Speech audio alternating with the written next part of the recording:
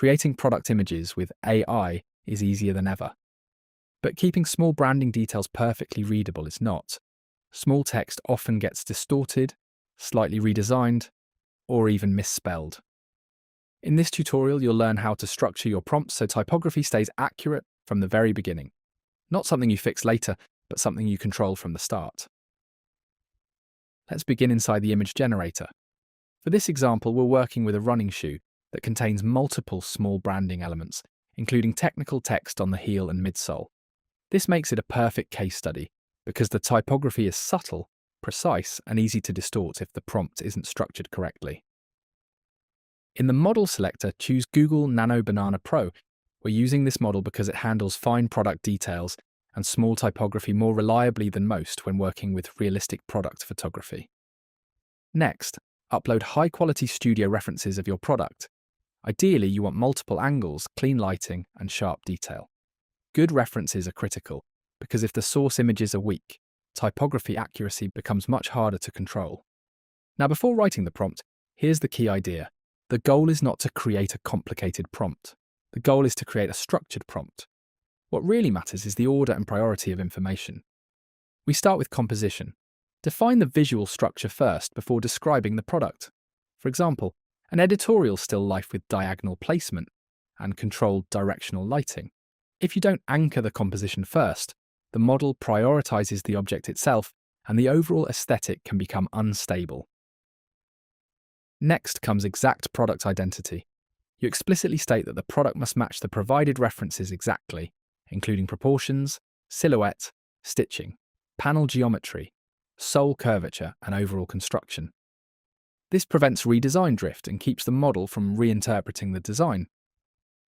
After that, create a dedicated typography block.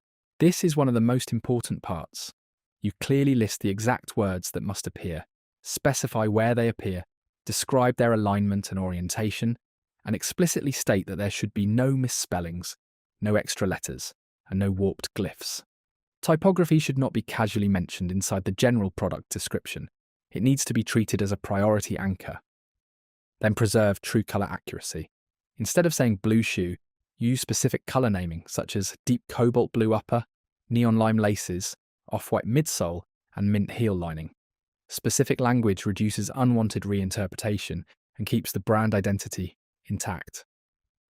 After that, define lighting and harmony.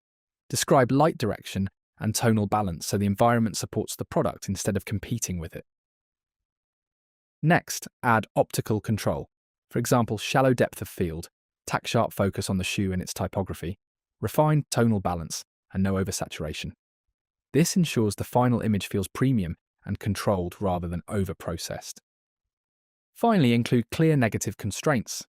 You explicitly state that there should be no extra logos, no duplicated text, no invented branding, and no distorted lettering. Models tend to improvise, so you need to block that behavior directly. This reduces correction cycles and protects brand integrity. This is the structure we applied to both still life compositions you're about to see. That's the formula. Composition first, exact identity, typography control, true color, lighting harmony, optical clarity, negative constraints. It's not about writing more, it's about writing in the right order. Now let's look at the results. Here's the first still life, a sandstone editorial setup with warm highlights and controlled shadows. If we zoom into the heel and midsole, the small text remains sharp, correctly aligned, and fully readable. There are no spelling errors, no deformation, and no drift from the real product. Now here's a second composition. This time a terracotta environment with warmer tones and a completely different sculptural structure. Different materials, different color balance, same structured formula. Again, the typography remains perfectly intact. To test the structure further, we even simplified the prompt while keeping the same hierarchy. The wording became shorter, but the logic stayed the same, and the result remained consistent. That's the key. It's not the length of the prompt, it's the order and priority of information. Now let's push this further.